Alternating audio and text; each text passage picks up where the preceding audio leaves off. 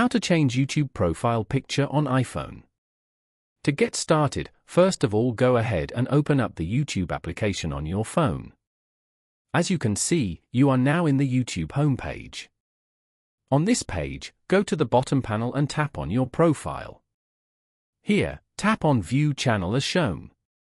You can view your channel playlists and posts over here. Now, tap on the edit icon beside Manage Videos. From here, you can view and manage the channel settings.